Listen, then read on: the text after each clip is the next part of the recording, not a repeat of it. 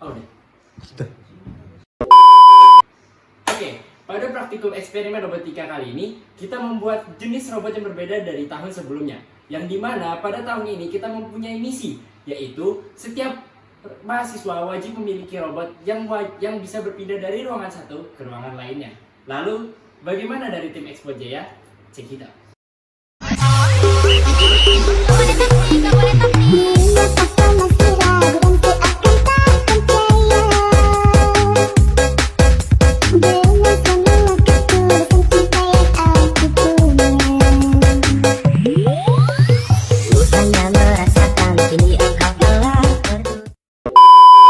Oke, di tangan saya sih sudah ada sebuah robot. Sesuai dengan pada penjelasan saya sebelumnya, di mana robot ini bisa memiliki kemampuan wall following, yang dimana ditempatkan pada sebuah ruangan, berpindah dari ruangan satu, ruangan lain, dan menemukan titik finishnya di sebuah ruangan tersebut. Dan lalu dari titik finish tersebut mereka bisa kembali lagi ke titik awal. Nah, teman-teman penasaran nggak sih bagaimana cara proses kerjanya dan apa yang bisa dibilang kayak menjadi titik awal dan titik finishnya? Silahkan simak video ini. Bagaimana Anda merancang dan membangun robot tersebut? Jelaskan langkah-langkahnya secara detail. Nah, jadi langkah pertama yang kita lakukan dalam melakukan pembuatan robot ini adalah melakukan desain. Jadi kita melakukan desain di software AutoCAD. Setelah semuanya rampung dan juga di ACC oleh Bapak Rodik, baru kita melanjutkan dengan pembelian komponen dan juga melakukan proses pembuatan bagian bodi dan juga tutup bodi. Nah, untuk proses pembuatan bodi dan tutup bodi ini kita menggunakan laser cutting. Nah, laser cutting ini alatnya ada di lab manufaktur FTMM dan juga kita menggunakan bahannya adalah akrilik. Nah, jadi setelah kita desain, kita potong menggunakan laser cutting. Nah, setelah itu kita melakukan pembelian komponen seperti membeli baterai, membeli motor, membeli roda, membeli Arduino, dan juga segala macamnya. Selanjutnya, setelah barangnya sudah kita beli, bodinya pun sudah ada, selanjutnya kita pasang. Nah, setelah kita pasang komponennya itu, semuanya kita susun sedemikian rupa sesuai dengan desain yang sudah kita susun sebelumnya. Nah, tapi pada kelompok kita terjadi adanya perubahan desain dan juga hasil akhir. Nah, di mana terletak perbedaan tersebut? Terletak pada bagian roda dan juga bagian bagian bodinya. Jadi pada hasil akhirnya ini kita menggunakan roda dan rodanya di sini dan juga di sini ada bagian bodinya. Jadi ada 3/4 dan juga 1/4. Awalnya kita mendesainnya tuh adalah setengah-setengah di tengah-tengah seperti ini. Tapi pada kenyataannya kita harus menurunkan nih ke bawah. Dan untuk menopang bagian bodi ini kita menggunakan bulatan fresh care seperti teman-teman tahu. Selanjutnya untuk sampai pada progres UTS dan juga progres UAS ini, sampai progres UTS kemarin kita sudah berhasil untuk mengikuti tembok, dan sampai ke UAS ini kita menambahkan adanya sensor warna. Untuk apa? Untuk agar robot ini dapat menyelesaikan misi yang sudah kita tentukan sebelumnya. Nah, sensor warna ini kita gunakan, yakni menggunakan mountingnya adalah mounting menggunakan stick es krim. Tidak menggunakan mounting 3D print, tapi pada sensor ultrasonic kita menggunakan mounting 3D print. Nah, kenapa kita menggunakan stick es krim dan secara konvensional? Yang pertama adalah untuk menghemat biaya 3D print, dan juga yang kedua adalah mengasah kemampuan kita dalam berkreativitas. Nah, kita juga tidak luput dalam pemasangan komponen tadi. Kita menggunakan adanya lem uhu, lem tembak, ada solder, dan juga ada lem Korea. Jadi segala cara kita berusaha agar semua komponen terpasang dengan baik dan rapi. Baik, jadi di sini ada beberapa komponen yang dipakai di robot kami. Yang pertama 3 sensor ultrasonic, lalu ada 1 sensor warna berjenis TCS 3200 RGB. Lalu tidak lupa juga dengan Arduino Uno dan 1 baterai merek LiPo berkapasitas 1100 mAh, dan ada 2 buah motor DC 12 volt dan 2 gear shaft.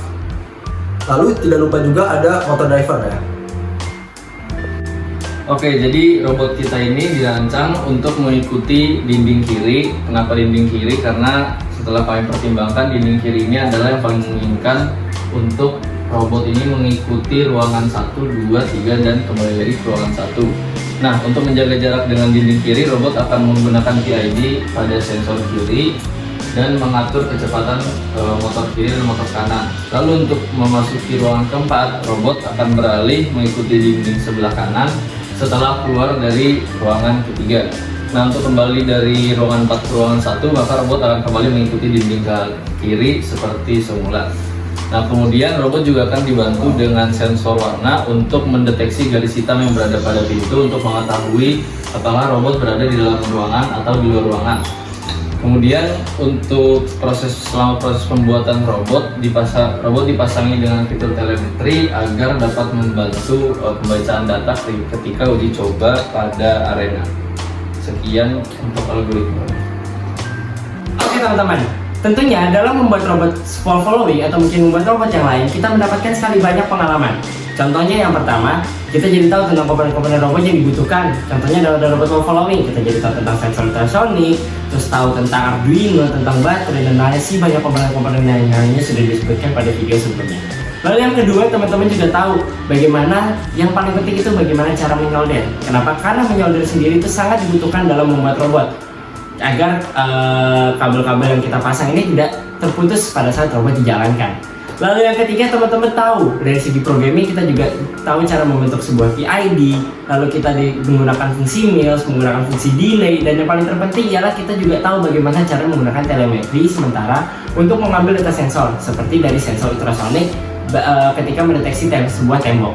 Lalu yang terakhir ialah dari elektrikalnya sendiri, yang dimana kita juga tahu posisi VCC atau mungkin posisi ground, dan dimana atau mungkin juga kita bisa merangkai kabel agar kabel ini tidak terbelit dan tidak merusak komponen satu sama lain ketika robot sedang dijalankan. Ada beberapa kendala dalam kelompok kami, yakni gerakan motor yang terlalu cepat.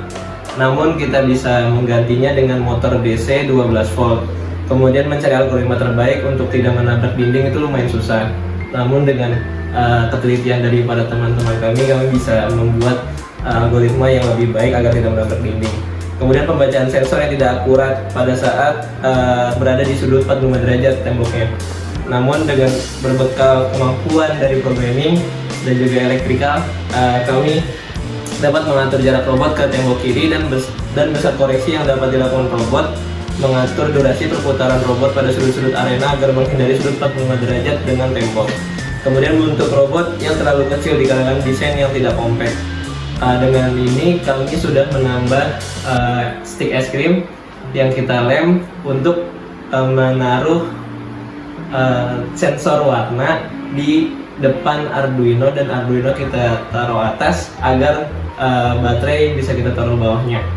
Kemudian membuat dan menyusun komponen serta elektrikal yang baik dan tidak kusut. Selanjutnya adalah evaluasi. Dalam mengevaluasi robot kami, kita telah melaksanakan uji coba running test pada arena yang telah tersedia. Saat kita lakukan running test, dapat kita lihat beberapa kesalahan yang masih dilakukan oleh robot.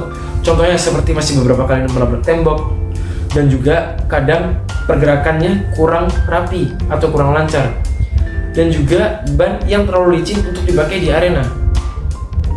Dari evaluasi ini, kita dapat menyempurnakan robot kami dengan cara merubah PID agar robot lebih lancar, merubah ban agar untuk lebih cocok dipakai di arena, dan juga merubah settingan jarak sensor pada program agar robot tidak menabrak lagi. Dari evaluasi ini kita dapat menyempurnakan robot kami untuk melaksanakan segala tugas-tugasnya secara maksimum. Oke, di sini saya tidak sendiri. Saya bersama rekan-rekan saya yang tadi sudah menjelaskan dalam video tersebut. Pertama, saya sebagai koordinator project mendapatkan banyak sekali pengalaman, dan tentunya juga saya semakin banyak belajar tentang dari komponen-komponen tentang robot, bagaimana cara memproduksi sebuah robot, dan yang paling terpenting adalah bagaimana cara kita merangkai rangkaian listrik di dalam robot itu sendiri. Lalu saya dan teman saya, yaitu Rizky AS dan Vanessa Tasib, sebagai tim dari mechanical sendiri, mereka juga mendapatkan banyak sekali atau mungkin kayak menambah ketertarikan mereka dalam bidang robotika tentang mendesain sebuah robot itu sendiri. Lalu yang kedua, dari tim programming saya, yaitu Gregory Azalia Solo, yang dimana mereka jadi tahu bagaimana cara memprogram sebuah robot, bagaimana cara mendesain sebuah robot agar robot ini bisa bergerak dan tidak menabrak sebuah tembok.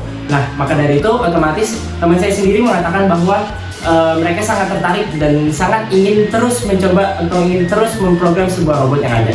Lalu yang terakhir, elektrikal, yaitu dari Randi Afif Herlambang, yang dimana Randi sendiri jadi tahu bagaimana cara membuat sebuah rangkaian listrik di dalam sebuah robot, dan tentunya juga itu menambah ketertarikan dia di dalam bidang robotika. Dan yang paling terpenting ialah manufaktur, yaitu yang diisi oleh teman kita yaitu Salim, yang dimana dia jadi tahu bagaimana cara menggunakan laser cutting, bagaimana cara menggunakan mesin 3D printing, dan masih banyak mesin-mesin yang digunakan untuk membuat robot.